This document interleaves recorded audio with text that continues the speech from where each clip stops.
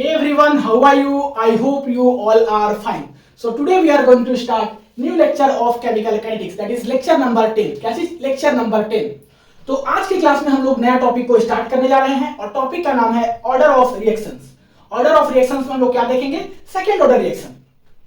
तो पिछले क्लास का हम लोग थोड़ा सा रिकैप ले लें कि पिछले क्लास दैट इज की लेक्चर नंबर 09 में हम लोग क्या देखे थे? फर्स्ट ऑर्डर रिएक्शंस देखे थे कि फर्स्ट ऑर्डर रिएक्शंस होता क्या है, फर्स्ट ऑर्डर रिएक्शंस का इक्वेशंस क्या आता था. उसके बाद फिर उसका हम लोग देखे थे टी हाफ, जिसको कि हम लोग हाफ लाइफ टाइम बोलते हैं.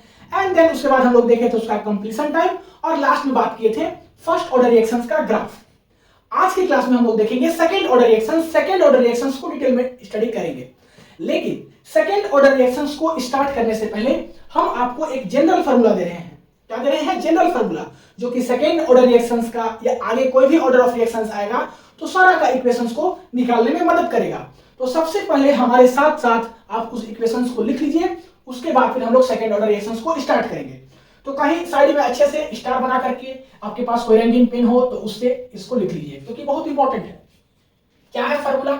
ये है आपका KNT is equals to 1 by n minus 1 into 1 by 80 to the power n minus 1 minus 1 by a naught to the power n minus 1. ये है आपके पास फार्मूला जो कि आपको सेकेंड ऑर्डर का इक्वेशंस, थर्ड ऑर्डर का इक्वेशंस निकालने में क्या करेगा? मदद करेगा. तो ये इक्वेशंस अभी हम एक बार लिख दिए, अभी इसको हम लोग थर्ड ऑर्डर रिएक्शंस में भी लिखेंगे तो आपको अच्छे से याद हो जाएगा, इसका गारंटी मेरे को है. ठीक है, हम इस फार्मूला को 3-4 बार लिखवा देंगे. अभी देखिए, अभी पढ़ाते पढ़ाते 3-4 बार लिखवा देंगे, थर्ड ऑर्डर रिएक्शंस में भी 1-2 बार लिखवा देंगे, तो आपको अच्छे से याद हो जाएगा. बस ध्यान से इसको देखना है. अब देखिए, यहाँ पे जो टर्म यूज हुआ है उसका क्या क्या मतलब है उसको हम लोग समझते हैं. सबसे पहले हम बात करते हैं कि यहाँ पे n जो है वो क्या है. n जो है वो है आपका ऑर्डर ऑफ द रिएक्शन. क्या है? Order of the reaction. उसके बाद हम लोग बात करते हैं AT का.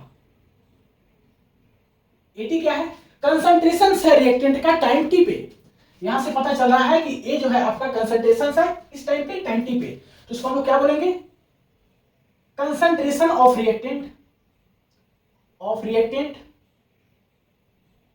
Eight time t. किस टाइम पे? t टाइम पे. वही बात करें A नॉट का कि A नॉट क्या है. तो A नॉट जो है आपका वो है initial concentration.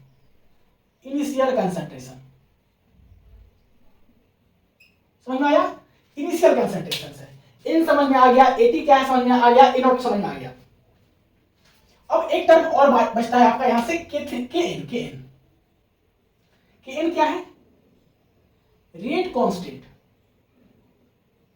Of reaction of order n. ठीक है, तो यहां पे जितना भी टर्म यूज हुआ वो तो आपको मालूम चल गया कि क्या क्या है.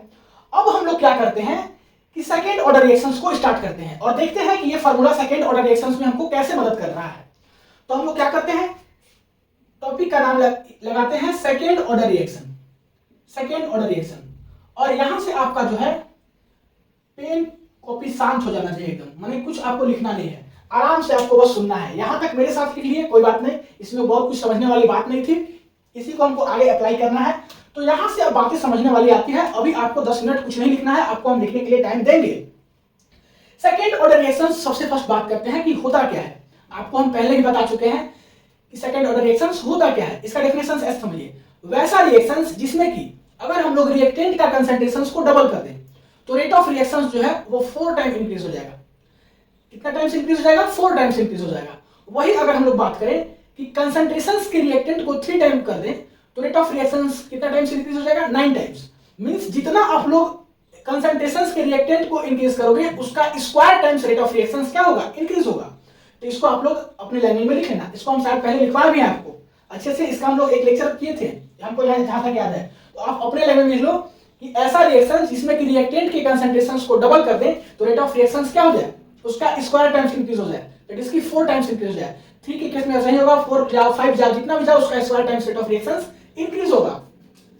तो अब चलिए हम लोग बात करते हैं सेकंड ऑर्डर रिएक्शंस में इसका इक्वेशंस कैसे आएगा.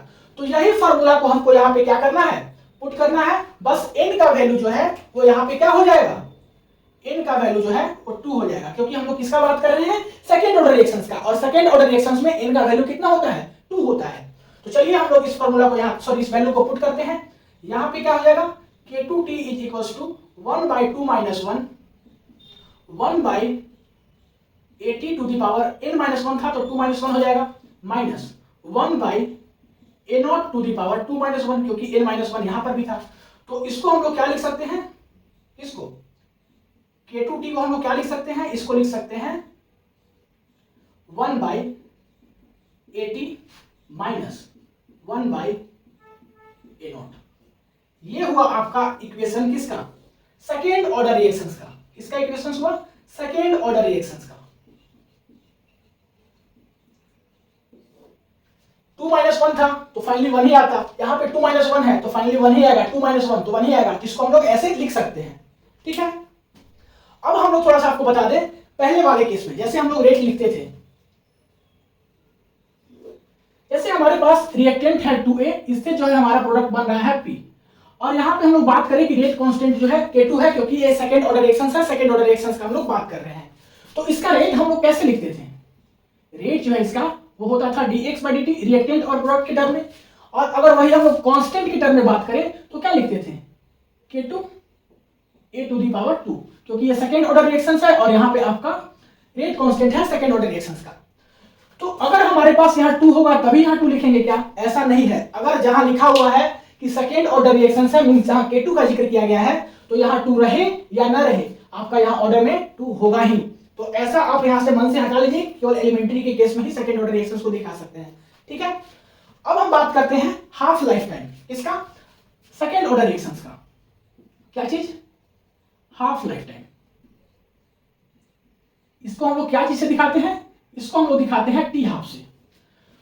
तो हाफ लाइफ टाइम होता क्या है, वो टाइम जिसमें रिएक्टेंट का कंसंट्रेशन जो है इनिशियल कंसंट्रेशंस के हाफ हो जाए, मींस इनिशियल कंसंट्रेशंस के 50% हो जाए। फिर से हम रिपीट कर रहे हैं कि हाफ लाइफ टाइम होता क्या है, वैसा टाइम जिसमें कि रिएक्टेंट का कंसंट्रेशन इनिशियल कंसंट्रेशंस के 50% हो जाए, उसका हाफ हो जाए, उसको हम लोग बोलते हैं हाफ लाइफ टाइम। अब रिएक्टेंट का कंसंट्रेशन जो है वो क्या है, 80 है। तो टाइम टी पे है concentration of reactant at time T, यही है आपका रिएक्टेंट का कंसंट्रेशन। और रिएक्टेंट का कंसंट्रेशन ये इनिशियल कंसंट्रेशन के 50% हो जाए, मींस A0 का 50% हो जाए, तो उसको हम लोग बोलते हैं हाफ लाइफ टाइम। तो इसको हम लोग कैसे लिखेंगे कि AT जो है आपका वो कितना हो जाए, A0/2 हो जाए, तो इस टाइम को हम लोग बोलेंगे हाफ लाइफ टाइम।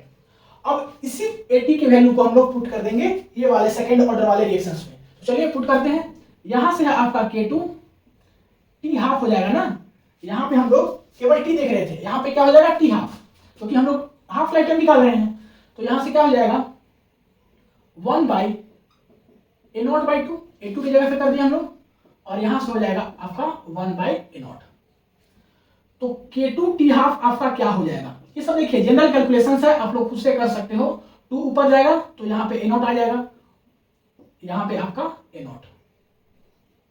अब आप एलसीएम लीजिए तो 2 - 1 क्या हो जाएगा, 1 हो जाएगा। K2 T हाफ यहां से क्या हो जाएगा 1/A0। अब हमको क्या निकालना है, T हाफ। तो यहाँ पे मेरे पास K2 जो बच रहा है उसको क्या करेंगे, नीचे ले जाएंगे। T हाफ निकालना है तो 1/K2A0।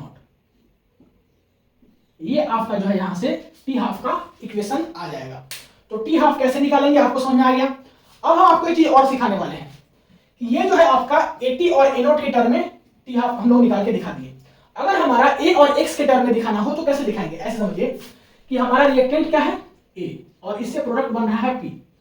टाइम जो है हमारा 0 है तो रिएक्टेंट का इनिशियल कंसंट्रेशन है A, और यहाँ प्रोडक्ट जो है कुछ नहीं बनेगा क्योंकि यहाँ रिएक्शन हो ही नहीं रहा है, टाइम 0 है। वही अगर हम लोग बात करें कि टाइम T है तो ये कितना रिएक्शन कुछ ना कुछ रिएक्शन करेगा, दैट इज कि A - X, तो प्रोडक्ट कितना बनेगा, X जितना रिएक्शन करेगा उतना ही प्रोडक्ट बनेगा।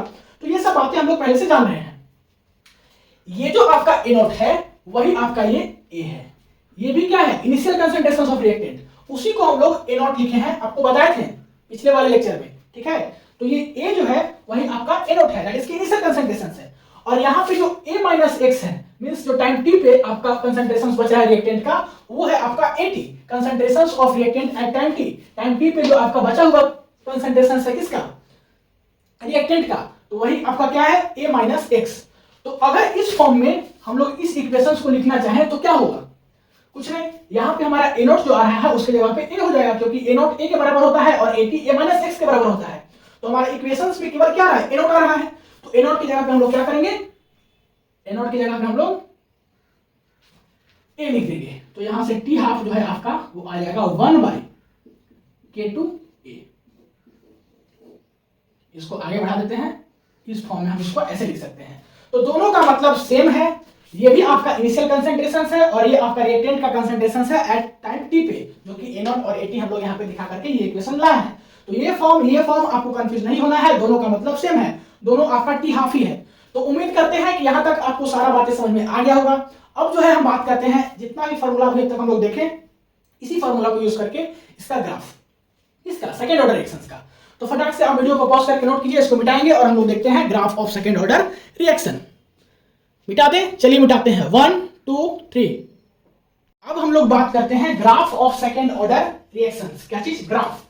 तो अभी तक हम लोग 3 इक्वेशंस देखें, वो 3 इक्वेशंस क्या क्या है। सबसे फर्स्ट देखें कि K2T जो है वो आपका होता है 1/AT माइनस 1/A0, जो कि हम लोग जनरल इक्वेशन देखे सेकेंड ऑर्डर रिएक्शंस का।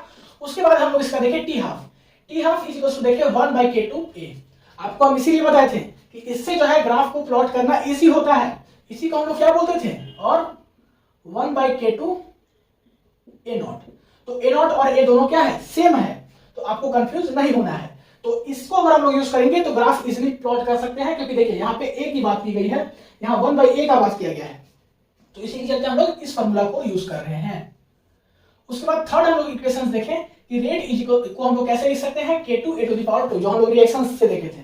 तो ये 3 इक्वेशंस है, इसी 3 इक्वेशंस की हेल्प से हम लोग को क्या करना है, प्लॉट को दिखाना है। तो सबसे प्लॉट फर्स्ट दिखाना है आपको 1/CT वर्सेस T का, किसके बीच का, 1/CT वर्सेस T का।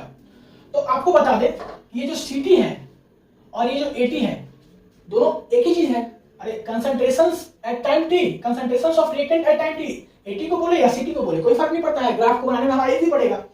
तो इस फार्मूला को हम लोग लगाते हैं, K2T is equals to 1/AT minus 1/A0। तो AT को मान लेते हैं CT और A0 को मान लेते हैं C0। तो K2T is equals to CT minus इसको मान लेते हैं C0। देखिए किसी तरीका से हमको इस फॉर्म में लाना है, 1/CT वर्सेस T के फॉर्म में लाना है। तो हम लोग वही काम कर रहे हैं। हम लोग क्या करते हैं कि यहां से देखिए 1/CT है, तो 1/CT लिखते हैं is equals to 1/C0 plus K2T। ऐसा समझिए कि ये 1/C0 को इधर रख दिया, ये तो पॉजिटिव में हो जाएगा और ये K2T पॉजिटिव में है ही, तो 1/C0 प्लस K2T आ जाएगा। ये आपका यहां से आया इक्वेशन। अब देखिए ये y is equals to mx plus c में फिट हो रहा है कि नहीं। यहां से देखिए इसको ऐसे लिखिए, सीधा पड़ेगा आपका कि ये c है 1/C0 इंटरसेप्ट है और ये है आपका mx। इसको हम लोग दूसरा कलर से दिखाते हैं, 1/CT दैट इज ये हो गया आपका y। हम लोग बात करें इंटरसेप्ट का तो 1/C0 हो गया, m की बात करें तो आपका हो गया K2 और x की बात करें तो वो आपका हो गया t। तो हमको ग्राफ किसके पीछे प्लॉट करना है, ग्राफ हमको प्लॉट करना है 1/CT वर्सेस t के बीच में। मींस जो फर्स्ट में दिया रहता है उसको हम लोग y एक्सिस में दिखाते हैं, जो सेकंड में दिया रहता है उसको हम लोग दिखाते हैं x एक्सिस में। तो ग्राफ कैसा है, स्ट्रेट लाइन है, इसमें कि आपका इंटरसेप्ट कितना है 1/C0। तो इसका ग्राफ जो है आपका ऐसा बनेगा, क्योंकि K2 जो है आपका पॉजिटिव है, स्लोप पॉजिटिव में है। तो यहां से आपका इंटरसेप्ट जो है वो कितना है 1/C0 और आपका स्लोप जो है वो कितना है K2। तो उम्मीद करते हैं कि ये ग्राफ आपको समझ में आ गया होगा। अब बात करते हैं हम लोग सेकंड प्लॉट, सेकंड ग्राफ। ये किसके बीच में करना है, T हाफ वर्सेस A के बीच में। तो एक काम कीजिए कि T हाफ का फॉर्मूला क्या होता है उसको लिखिए आप लोग पहले। T हाफ का फॉर्मूला होता है 1/K2A। हम लोग यहां से लिखें तो हमको क्या करना है कि इसके बीच में प्लॉट को दिखाना है। तो इसको आप लोग मान लीजिए y और इसको मान लीजिए x।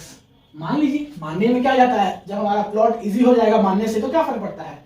तो T हाफ को हम लोग मान लिए क्या y और यहां से क्या बचा 1/K2x, क्योंकि हम लोग a को क्या माने हैं, x माने हैं। तो इस x को अगर हम लोग इधर ले जाएंगे तो क्या हो जाएगा, xy is equals to 1/K2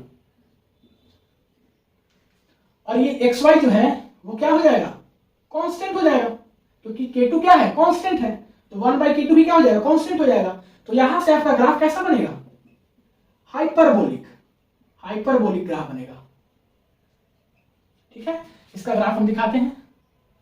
इधर हो गया वाई एक्सिस, इधर हो गया एक्स एक्सिस। वाई एक्सिस में हम लोग दिखाएंगे टी हाफ को और एक्स एक्सिस में दिखाएंगे ए को। तो इसका ग्राफ जो है आपका कुछ बनेगा ऐसा। ठीक है, अब बात करते हैं टी हाफ वर्सेस 1/a का। तो यहां पर भी टी हाफ का क्या फॉर्मूला है?